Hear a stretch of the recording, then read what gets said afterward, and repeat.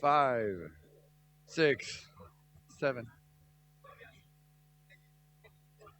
Wir sind wieder aus LA hier. Hallo Leute da draußen. Hallo nach Deutschland oder in die ganze Welt. Und neben mir sitzt Jason VandenBerghe. Wir reden über For Honor und wir werden jetzt Englisch reden. Hello Jason. Hey, Thank you for coming here. Thank you for bringing the amazing game For Honor. Woo. It's a very, very big title on E3. I'm kind of excited. I got the chance to play it last year. But this year, you got some new stuff to tell me about. We brought our campaign with us. We brought our story campaign, all full of world and characters and awesome. First, when I heard about For Honor, I thought it was multiplayer only. Yeah. And now you got single player too. Is this 50-50, the same thing? The game. We began with the multiplayer side because that was we knew we needed to get that mechanic working on the multiplayer, right? Yeah. And then we brought that to single player, but we've been working on both for a long time. I think of the game as kind of a shooter with swords, right? Like it's both sides need to be kind of a full game, and I think that's what we've got. So, what's your position at the game studio? I am the creative director. Which means if it sucks, it's my fault. Okay, that's the help. It doesn't suck.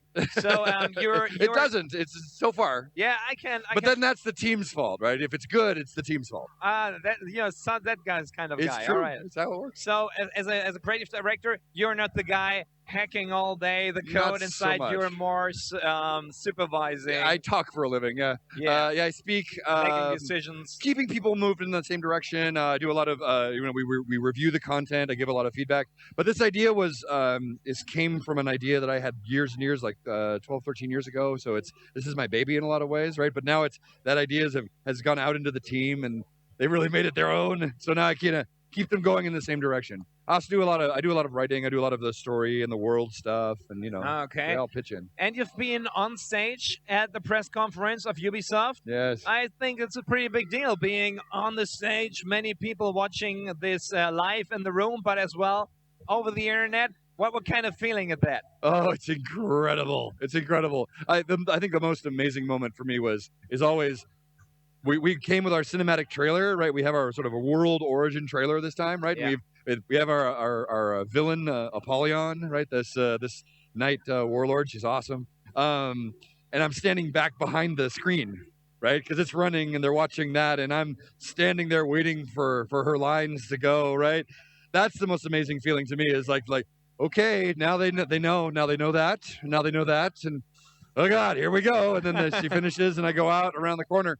For me, when I step out, everything's fine, right? Like it's that I know my lines, I know what I'm going to say, and the crowd they freaked out. It was great. It was just an incredible feeling. Everything is better if your game is good, huh? Yeah. Oh yeah, I love it. The game is great, and I think that people are excited about the new systems, the new way to fight. Like it's been so fun watching people learn about our art of battle system, right? Our combat system, right? You did that, right? In the multiplayer, right? Watching people discuss it and break it apart, and you never know if it's going to work or if people are going to get it. And at this point now, a year later after our E3 reveal, right? You guys get it, right? You get it. It's cool, right? It all makes sense, and it's a great feeling to feel like what you did makes sense to people and people want to play it. Yeah. So what does a creative director do at E3 all day? Talk. Yeah. Well, wait for people to talk. Just doing interviews. And sort of talking to people and seeing old friends. One of the great things about E3 is just we know everybody, right? So that's been a lot of fun, right? But this, I'm here to do this, talk about the game, and then watch players as they're going through the demo, right? As they play through those missions, and then see how they react, right? And then we talk about that and see what's working, what isn't, and sort of get a feel for the vibe, right? Yeah, I can imagine. Is this exhausting for you? I can imagine you're sitting now here telling me about the game, but I know exactly you were telling this a couple of times to other people. How many times did you explain your game to people this week? This is the first time. This is it's amazing. This is the first time. No, I don't know. 20, 30, I don't know. It's lots. Does it feel weird? Many times. No, you know what? Difficult. Sometimes is it, did I say that? Or was it yesterday? Did you get in this situation? No, you know what? Because the funny thing is, being a creative director, my job is to repeat myself. It's really the job, right? I'm supposed to say the same thing to every department, Yeah, sure. right? Every group, every new meeting we have, I should say what I said last month and the month before that and the month before that, right? I need to keep the design, the direction consistent. And I need to say it in a way that makes it sound fresh, right? Like you feel like I've just like, this matters now today. It turns out it's the same skill for interviews, right? Like I just come here and I'm going to say the same stuff, but I'm not going to use the same words, right? Yeah. That's why I like to just, I'm just going to talk about the topic, right? That's true. So far, you're doing your job pretty good. Throw the talking points away, right? Let's just talk about what I know. Let's just talk about the game. I think people want to see it. Are you ready to show us some footage? We have a video. We brought a thing. So this is what we're going to show you is our Viking beach landing mission. Okay. The Vikings had a terrible winter, and after the Apollyon and her Blackstone legions kind of had their way with them, and now they've rebuilt, and they've built a fleet, and now before they take the war back to the knights, they're going to go and loot and plunder the samurai. There's a samurai city that they're looking for. And so they brought their fleet across the ocean. Vikings going to loot the samurai. Yeah. Oh, that's what Vikings do, man. All right. Are you ready? Yeah, let's do it. Let's have a look. Taken us to the edge of extinction. But that raider reminded us of who we are. All right, the Vikings are incoming, I guess. Yes. Always those guys with the funny helmets. So in here, I don't know if you guys can hear, but we've got a storyteller sort of telling the tale about how Apollyon, we were going to fight her later. We were going to attack them, but here we were expected. We were expected. They were expecting that the gates of the fortress hadn't worked in centuries, right? Like this, they were expecting this place to be old and abandoned. And they show up and look, it's they got catapults. Not very old and abandoned. It's not what they were expecting. Oh God. And we have epic music. You have to imagine the epic music. Yeah, I can't imagine that. I got my headphones here.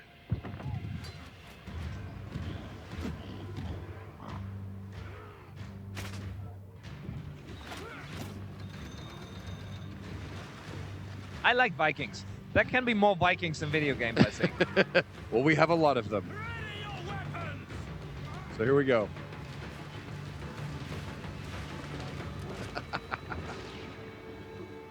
It's a very subtle game. So this is the Raider. This is you. You can play this. You get to customize this character. We have a male and female version of this one, and this is this legendary hero, this barbarian that has brought their people back up to glory, and now we just need to get through those gates. So here we are, charging up the beach. And what you're seeing here is kind of the adaptation of our multiplayer mechanics into the single player zone, but it's the same stuff, right? It's the same. So playing this game, you're going to be learning the multiplayer stuff as well. So here we're fighting soldiers, and then we get a captain. We're going to lock on here, and we're going to start to see the system. These arrows that you're seeing on screen are I was describing that art of battle system about dueling. And then here comes the big guy. He's pissed. He's oh God. And off screen there, you didn't see it, but the gates have been closed. It turns out that not only did they see us coming, but they have repaired their fortress. And so now we got to fight these guys and find another way to get into this fortress, because now our Vikings are all stuck on the beach. So you see we're dodging here and moving around. For Honor is all about combat. This is a finish kill. If you finish them off with a heavy kill, you have a window to execute one of those. Okay. And you get a little health out of that. You get rules for it. Will there be a HUD in the game? Did you remove it for EA? Yes, E3 yeah. This is a minimal HUD. This HUD is sort of a minimum HUD for that. So we'll have health bars and all the rest. But yeah, for the E3 presentation stuff, we took a lot of that off there, just to make it, more legible. So here we're fighting another AI. This is one of our archetypes. If you played at the multiplayer side, you would have fought that character, the Orochi there. And this is Runa, one of our allies. And she's like, we gotta get up that wall. Grapple. Did you know that Vikings had spring-loaded grapple launchers? Spring-loaded grapple launchers. It's not actually historical. I'm lying to you about that. This is not a fact. This is not a fact. But it is that way in For Honor. So, all right. This world is a world that has been 1,000 years ago. There was this culture.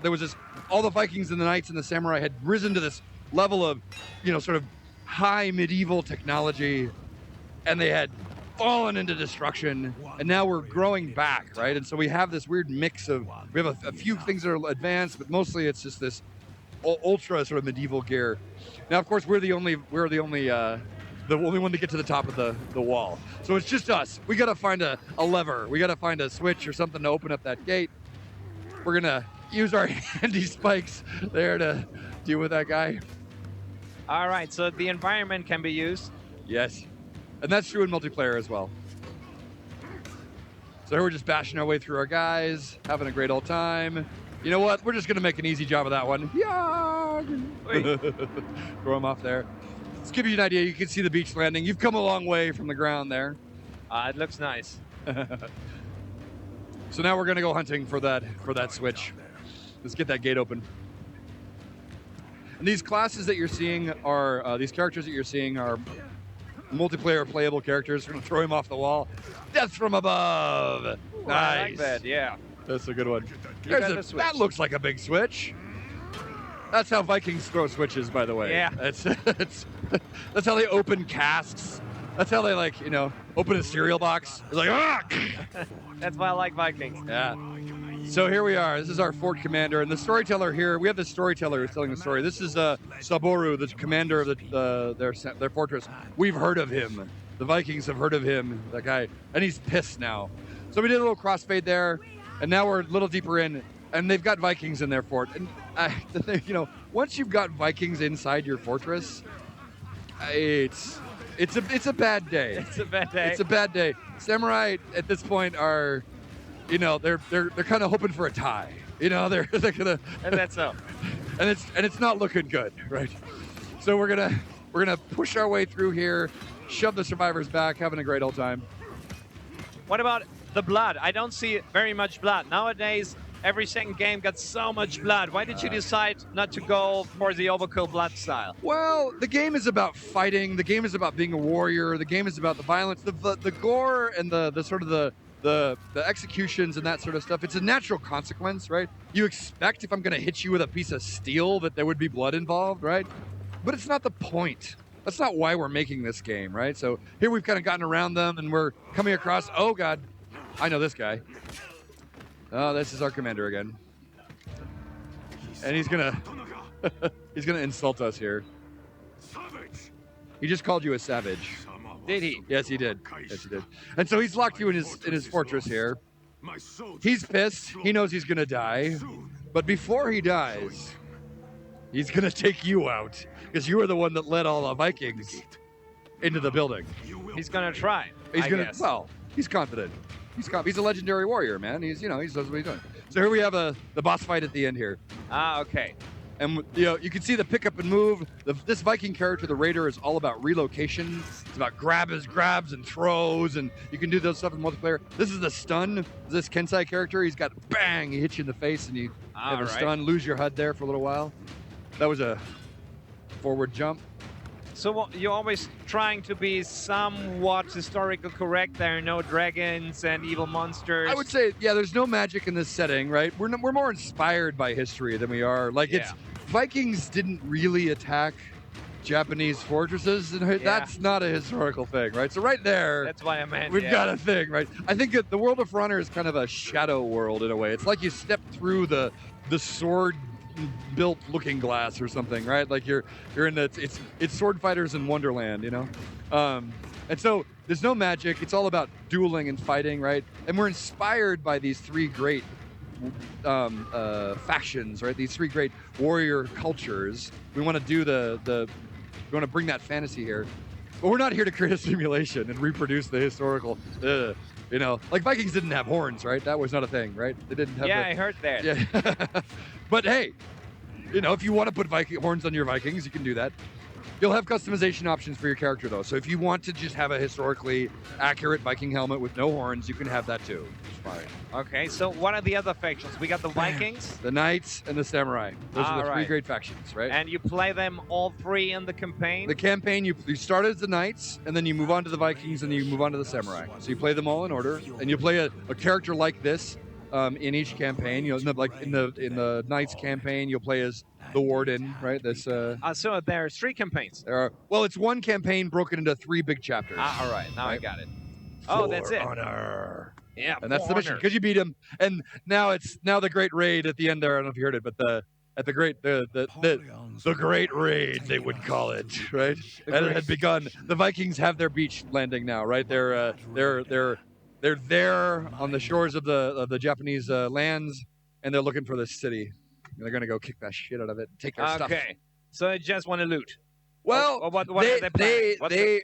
they had been defeated. They had been they'd had this really, really bad year, and they're rebuilding, right? And to rebuild, they need resources. They need, they need plunder. They need that. They need stuff. And this is how the Vikings know to do this. This is the best way for the Vikings to go and do that is to sort of attack their much weaker neighbors. They thought they were weaker, and it turns out they weren't so much weaker, right? But Okay, so you were talking about this character. I think his name was Apollyon. Apollyon, yeah, she's the warlord leader. So she's the leader of the Blackstone Legion. Is this a historical correct name? Somebody who existed in the past? No. This is not a thing. Apollyon is actually it's a Greek name for a demon. It's one of the demons there. Apollyon is the leader of the Blackstone Legion. The Iron our knights in our world are known as the Iron Legions, and there are different legions inside of it, different groups, right? Okay. She has her own, is the Blackstone Legion, and they kind of run this area. They dominate this area, and she's a believer in warfare. She's a visionary. She believes that people are divided into wolves and sheep. Wolves and sheep. All right. And that I get it. It is the natural right of the wolves to prey on the sheep, and that social order is just a lie to prevent that from happening. Okay. And she's pissed about this, right? She wants to preserve the wolves' rights to be free. So will there be many talking cutscenes and story pieces? There's some. You've got some cinematics in here. You'll see. Yeah. Right? We want to keep that lightweight, right? Make sure that every time we do that, it's worth it and welcome, right? You want to make sure that you don't interrupt the player with that stuff very often, right? But it's the experience is really it's a cinematic adventure, right? We're gonna bring you into this world, introduce you to the reasons why you're fighting, give you a feel for those cultures. Like in the mission we have for the Knights here on the floor is the first mission in our Knights campaign. You begin as the Warden, and you're defending this castle that's being attacked, and the commander of that force ends up that he wants your commander, and because he's done something wrong, he's done a great injustice. He wants him to have trial by combat, and he proposes trial by combat. He's like, I brought my champion. You can fight my guy, and your commander is like, well, why don't you fight my champion? Here, he throws you in the ring, and so you get to fight him, right? And when you defeat him, this commander, he's a member of the Blackstone Legion. His name is Holden Cross. He's like, okay, kneel, motherfucker. And you get down, and he knights you right there, and he brings you into the Blackstones, right? Okay. So you become part of that story, right? So we want to create that feeling that I want to give you a reason for what's going on, give you a feel for why we're fighting for these wars. So will you have some choices in the game, or is the campaign like more linear? It's pretty linear, pretty much a straight. Like I gotta think of it like a shooter with swords, right? It's a campaign to bring you into these worlds and sort of tell that story all the way through. Okay. And then what the levels are built around sort of the freedom of choice in the fight scenarios, right? We've got all these systems that our gameplay is built around. We have these soldiers, these captains that have these systems where they're pushing and pulling and they're going back and forth. We have capture zones, and our gameplay is all going to be built around that, and then dueling with each of the big archetypes and sort of learning the core fight system. So your choice is in how are you going to defeat that battle, right? How are you going to win that battle? You're an elite warrior, right? You're an elite sort of special forces, medieval special forces, right? Okay. And so your presence on the battlefield turns the tide, right? So how are you going to do that? I guess your whole fighting mechanic in the game is a big thing, right? It's the core of your game. That's it. The game is all about fighting. Yeah, exactly. And how is it? Vikings fight with axes, knights fight with swords, and the samurai with their katanas, or how is it gonna be? Every character type, every sort of hero type has their own type of weapon, right? So here we've got the Viking. You saw the Viking with the big old Dane axe, right? That two-handed axe, right? We'll have other Vikings with different loadouts, different sorts of weapons. The knights have different setups. So each type of character has their own loadout. And then you can customize that loadout. Like you can make your axe better or change your gear a little bit, right? You don't switch weapons, right? But you pick which character in the multiplayer. You can pick which character you want to use in the multiplayer campaign. Okay. And how does this work? Like improving your weapons? How does it work inside the game? How does he do that? How does his sword get better? So we have a sort of a loot system where you're going to get drops, and your weapon has different pieces that you get, and you can mix and match. And each of those pieces has stats that'll come attached to it, and those stats are mostly going to be trade-offs, right? In the single-player campaign, you'll have more of a power progression, and then you can actually bring some of those. They have the same idea in multiplayer where you can modify your stats. There won't be a power curve in multiplayer, of course, but you can modify your character and sort of customize the way you want to fight with that gear. So when does the game come out? How much time have you got left to make it great? February 14th, 2017. It's Valentine's Day next year. Oh, yeah, that's right. Valentine's Day. That's right. Yeah, I'm going to slaughter some people on It's Valentine's the Day. perfect Valentine's Day gift. We have co-op, and on console, we have split screen. Oh, yeah, that's a new thing you told everybody. There's a co-op campaign, right? I'm telling you, man. There's all this stuff you can play as co-op. This is the campaign. You can play this, what you just saw, you can play in co-op. All right, the whole campaign with a friend? The whole thing. 2 people or even more? 2. 2 people? Yes. All right. And is there any difference from the co-op campaign to the single campaign? Or it's the same campaign. It's just the AI will behave differently, and we might have slightly different layouts, but it's the same missions. Ah, okay. Yeah. So I know you won't give me a real answer, but you have definitely thought about the DLC things and stuff. I don't know. What do you mean? What do you mean? Yet, right? What is that DLC? What does that even mean? I don't. You don't know. Maybe new factions or something. It would be You're so not cool. talking about that, right? That would be so cool. Yeah. I don't know. I have no idea. You have no idea. All right. So I'm very excited. Thank you very much for coming here. It's my Is there pleasure. something Thanks, you want to Dennis. say to the audience? Something you haven't had told me? Or Or see. Knights Viking Samurai, Valentine's Day. We'll see you there. Yes, I do actually. We did our first live period. We did an alpha in October, and we're gonna have more live periods coming very, very, very, very, very soon. Go to forhonorgame.com and sign up. And you can play the game in our betas, man. Come play, come try it out. We're going to do this. We've already done it once, had a great time, so come and join us. Join the community, sign up, and we'll send you keys. Which platform will the game We're going to be out on PS4, Xbox One, and PC. And what about the differences? Are there any differences? The only difference, there's no split screen on PC, but everything else is the same. Ooh, I love. So you got split screen on console for multiplayer. You can fight together or against each other in split screen. That's a great thing. Split screen is just. Why doesn't everybody? It's awesome. I know exactly. Like it's no longer cool. The thing is, you can connect easily with people over the internet. It makes it easier, right? You can play with your friends now, right? But I mean, come on.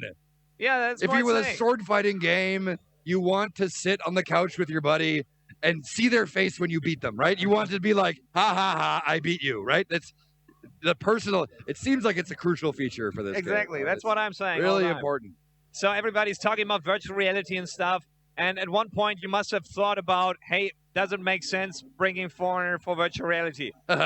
What's what do you think about that? I would love for there to be a future where that exists. It's not something we're thinking about, right? VR is awesome. It's changing the world in amazing ways, right? We are really focused on just making this game work. We think we're a new genre. Like that's what the press told us anyway. So you guys told us last year. Like, I don't even know what to call this. This game. It's this new way to fight. So we just want to get this one out and see if it works, right? But in the future, who knows? Who knows?